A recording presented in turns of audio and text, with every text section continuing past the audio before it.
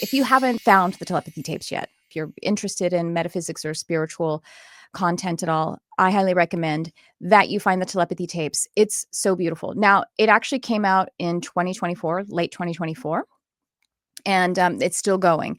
It's hosted by a documentary filmmaker. Her name's Ky Dickens. The Telepathy Tapes, it's this podcast. It investigates the possibility that non-speaking autistic individuals communicate telepathically. And even beyond communicating telepathically, they even get into how they have other kinds of spiritual experiences and gifts. So we're going to look at the premiere episode of the Telepathy Tapes today. It's episode 1. It's called Unveiling the Hidden World of Telepathic Communication in a Silenced Community.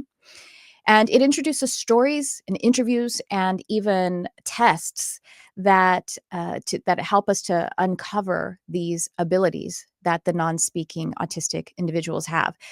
They talk with parents, experts, and one of the primary expert of this first episode, and throughout a lot of the podcast, is Dr. Diane Hennessy Powell.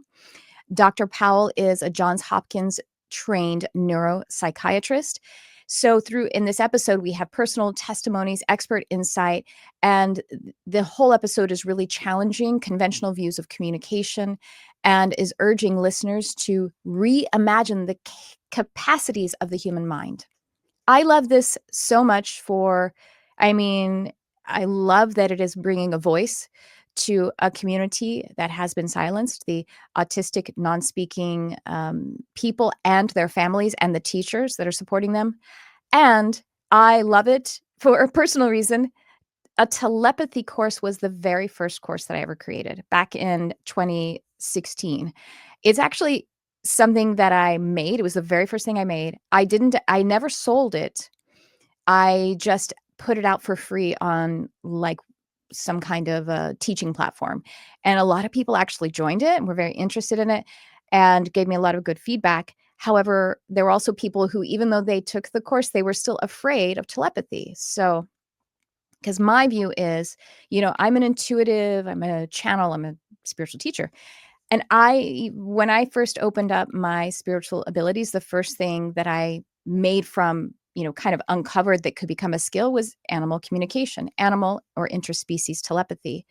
That quickly shifted to using those same skills for mediumship, communicating with spirits and entities, whether they're past humans or even angels. And I'm like, it's all telepathy. So the first thing I ever did was make a telepathy course. And I've mentioned it a few times to my clients and students. They're like, oh my gosh, you have to release that telepathy course.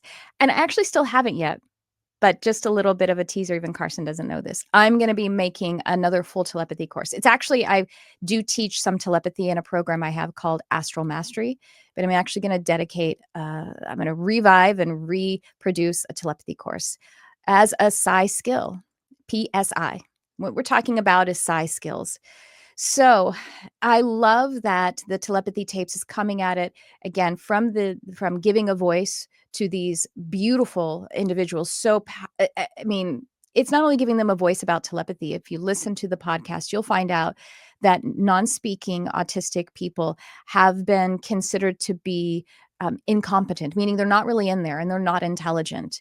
And it's really wild because they are there. The only thing is that they don't communicate with words. And that barrier alone is what actually casts them as incompetent. And I'm over here, and Carson and other people who are, in the psychic arts, and we're like, but yes, there are other ways to communicate.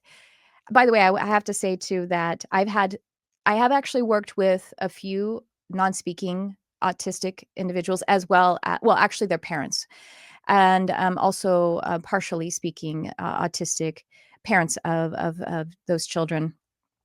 And also, I've had people reach out to me to ask me if I can communicate with their non-speaking child, and I actually didn't in some of those cases because they actually didn't understand that telepathy is perfectly natural. They thought that since I could communicate telepathically, that I could somehow cure their child. You see what I mean? Like cure them of their diagnosis of autism.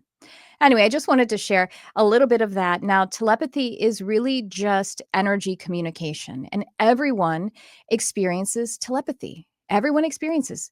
If you are a parent, a lot of people think probably that they are learning about their child's cries, but a lot of it is deeply intuitive, and a lot of parents probably are aware of that. If you walk into a room sometimes, you might sense that maybe some discussion happened here, or maybe you come in the house and you kind of go, I think my partner is in a certain kind of a mood, and I haven't even seen them yet. Or those ones that everybody probably has experienced. You were just thinking about your friend and they call you. And that is all just us communicating along the lines. If you think about, if you're familiar with what neuroplasticity looks like, with like the neurotransmitters inside our brain and the firing and wiring of those chemicals, well, I that's what I see as I look at the telepathic lines. It's just basically, instead of it being a chemical like a neurotransmitter is, it's a lighter kind of energy, and it's still just it's signals. Or another way to think about it is radio signals. And radio signals aren't something that we can touch, but we have learned to harness them and conduct them how we like. So that's a little bit of, and yes, I am of the experience, I would say, that everyone and anyone can develop telepathy. And I can even explain that at some point of how I would see that in your human design chart. But I will also say that, sure, maybe some people have a more of a porous kind of openness to telepathy. So it's happening whether they have developed it as a skill or not. And I'm speaking of people who are speaking individuals, where that seems to be a barrier. When we focus on physical communication, we tend to put down the skill of non-physical or telepathic communication, or we put it as a lower priority.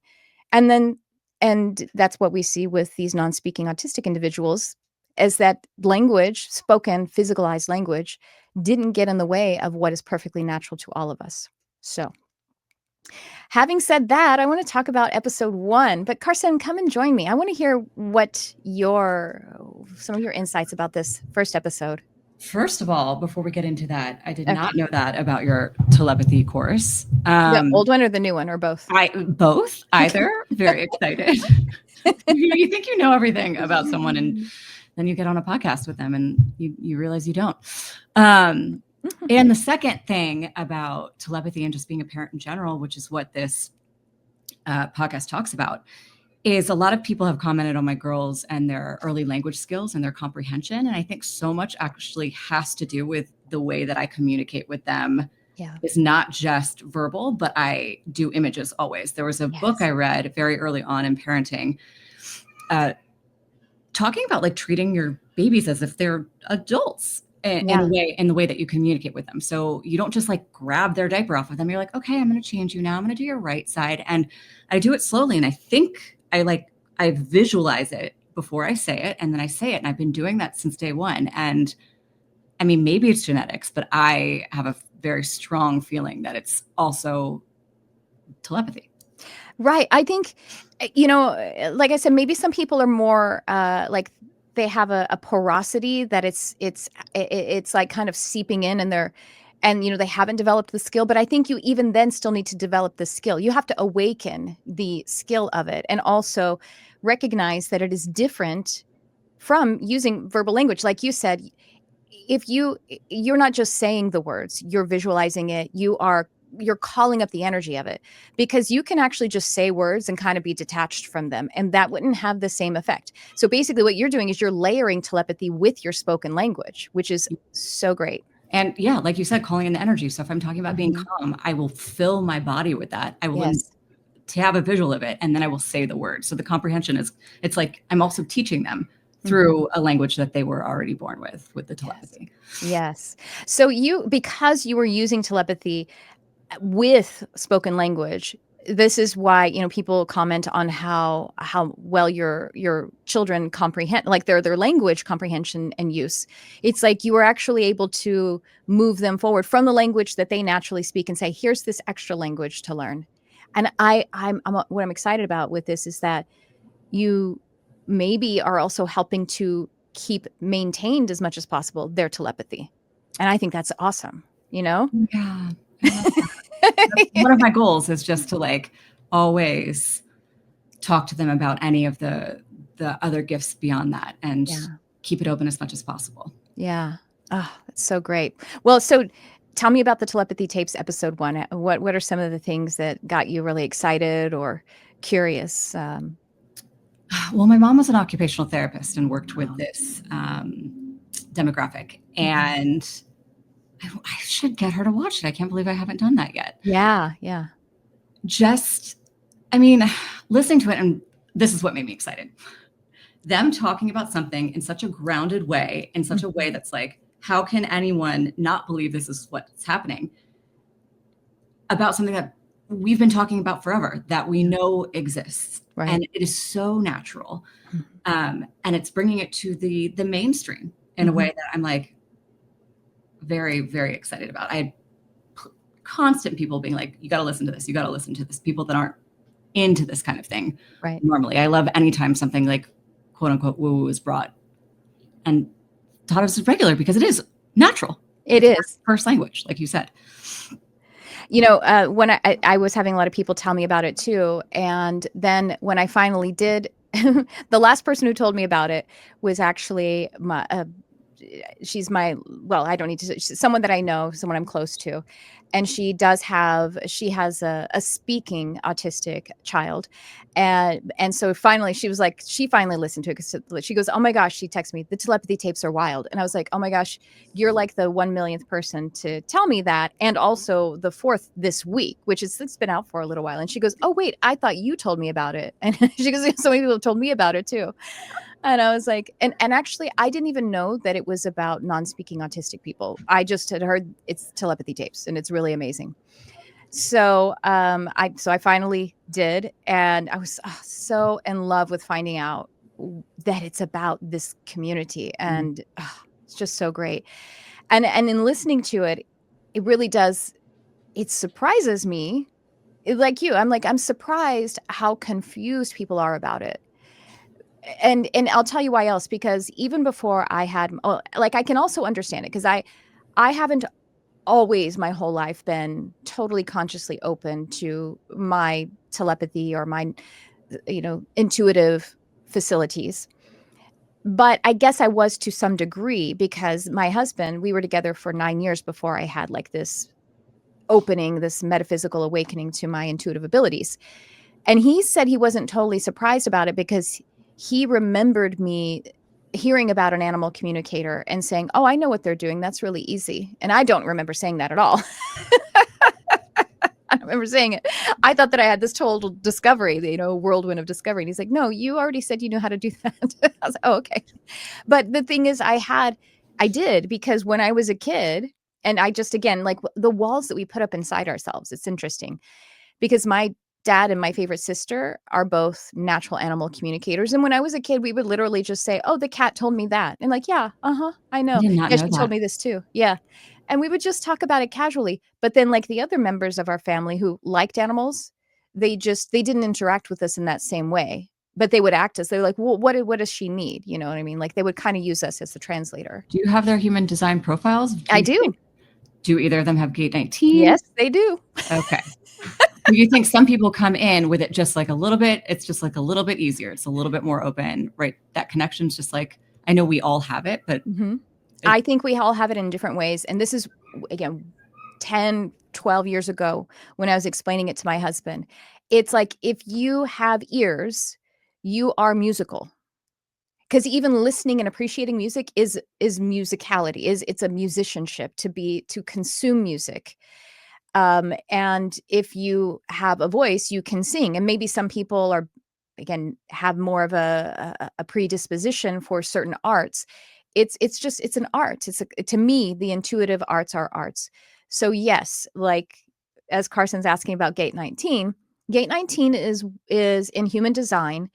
It is, by the way, Jason is here, who's putting his human design. He's 2/4 manifesting generator, and Jason has gate 19. I know that.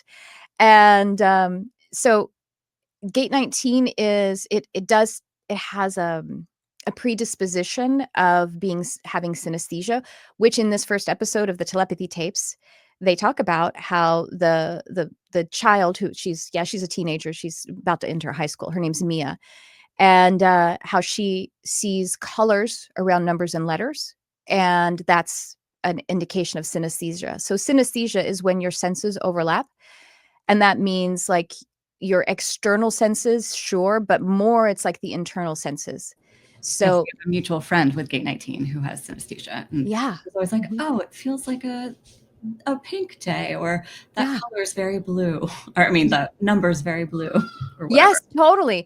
Yeah. And you know what? Someone asked me that. This was like probably about 15 years ago, because I used to, as Carson knows, I used to be a mixologist, and so I was a different kind of spirits specialist, and so I was like giving someone, I was tasting them on some different things, and I guess the way I was describing it, I remember this person asked me, she goes, "Do you have synesthesia?" And I was like, well, "What do you mean? What's that?" She goes, "Like when you taste something, do you see a color?" And I'm like, "Of course, this is cobalt blue." She's like, Oh my "Oh." God, that's so funny. I Because was you like, think everyone just operates like you "Huh, because huh." you don't know any different. We And all then think that, when yeah. someone else is like, no, I don't have a T and have this be like orange or whatever. No. Yeah, exactly. What? But right. So I always thought that like with animal communication, because especially how it looked in my family, like myself, this one sister, and my dad were like obsessed with animals. The other members of my family also liked animals, but we were obsessed, crazy, cuckoo for animals. So I just assumed we liked animals more and we were just paying more attention to them. And that's why they would say, what does the dog need? You know what I mean? And ask us that. And so I just went about thinking some people, they're just not paying attention to animals because they don't prefer them. And that's why they don't know what they need or are saying, I guess, is the matter. You know what I mean? So yeah, at Gate 19. So everyone, that's like one way that you can actually see telepathy coming through. But telepathy also comes through if you looked at the human design chart. It's like it's indicated by your the head center, which again, like you have defined gates in your head center. That is an indication of telepathy as well as clairvoyance and everything. But if you have an undefined head center with gates or not, that's also an indication. It's just a different style of it, There's so you many know? ways it can show up. When Exactly. someone's like, I don't have it. I'm like, I bet I can find somewhere Yeah. in there Yeah. that you are Right. psychic. Totally. Totally. Because it is perfectly natural for us.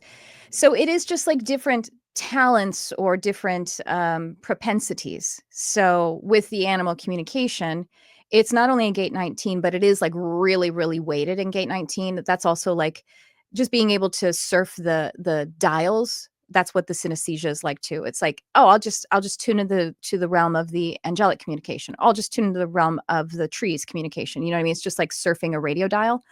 With Gate 19 kind of does that.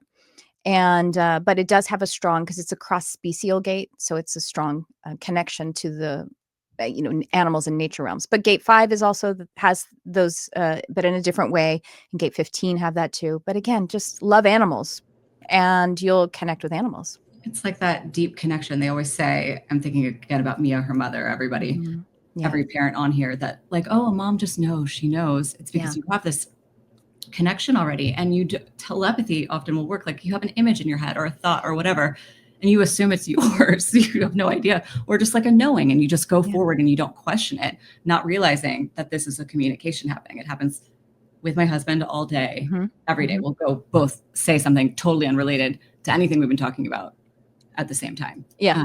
And who said it? Who thought it was- first? Who knows? Maybe it was absolutely spontaneous, or maybe one of you thought it before the other. I mean, honestly, there's no way of knowing, because who can map that? Like, oh, I thought about it 2 seconds ago. Well, I thought about it 4 seconds ago. There's no way you can yeah. really map it. And these moms who are like, oh, well, they can read my mind, not realizing probably that they're doing the same thing, just obviously to a much less savant degree. Right. But because it's just a knowing, or it's just an image, or just a thought to them. Yeah. But to be able to see that, and yeah, it's just cool. It's so great. So again, I'll just say about the telepathy tapes, like even in this first episode, they set up these, I mean, really scientifically sound tests to see how Mia, this teenage, non-speaking autistic young lady, is able to like see what her mother is seeing and from a random number generator in another room, blindfolded. It's phenomenal. Yeah. What she's doing with the colored straws, looking at a picture in a book. Yeah. So that was the other. So there's two things from this. Like, what comes out in this episode is Mia says, I can, they keep calling it reading thoughts and reading minds. And we'll just I'll put a pin in that for now. She's able to read anyone's mind, but they have to believe in her. So, because they also demonstrate like she didn't have the telepathy with her dad. Now I don't want to, I feel bad. I feel like the implication is that her dad doesn't believe in her, maybe doesn't, but they don't address that. But here's the thing that they have to believe in me is because when we're talking about energy communication and even energy coalescence, I was like, we're going to do 10-minute segments, but I know. I was like, at what point do I tell her we have to move on? It's fine. Are you okay on time? Yeah. Okay, great. I'll close it out on this. The thing about believing in me is because when we're talking about being in the sea of energy, there is no barriers. There's no time delay. And it's like basically being in a pool, in a swimming pool.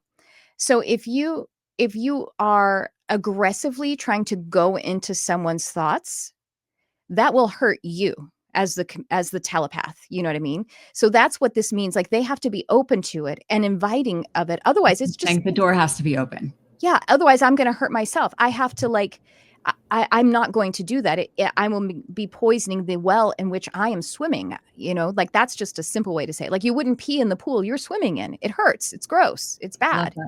Yeah. So that's why it's like, no, there has to already be a connection to it. So is it possible to read someone's mind who is non-cooperative? Yes. Is it sustainable? No, because it will hurt the communicator, the original, the first telepath. And this is why I think with certain government systems like that have investigated psi skills and looked into remote viewing, which is also basic, that they don't even say remote viewing, but Mia says, I can see everywhere. That's remote viewing. She can see yeah. And I, remote viewing is another thing that I teach in Astral Mastery and other things. So it's just that it's a fluid environment, energy is. And so that's why, it has to be cooperative. It's the most cooperative environment. So anyway, I think that's some of my take on the first episode of Telepathy Tapes. Anything else you want to say about it? No, I loved that description of energy and the flow. And why she said that, because I was wondering your take on it. Yeah. Yeah. Absolutely. It is the most cooperative environment. And so, that's one of the things, if you keep listening to the show, all of these young people, some of them most of them are underage. So a lot of them, I could say kids, these non-speaking autistic kids, they talk about how, they only experience it, or they only do it with people that, want it or that are open to it, because it would hurt them. So I wanted to cap off with that, because I think people are still, superstitious or afraid. Yeah. I mean, the first episode talks about the Catholicism and that they were really afraid that she's dark or something like that. Right.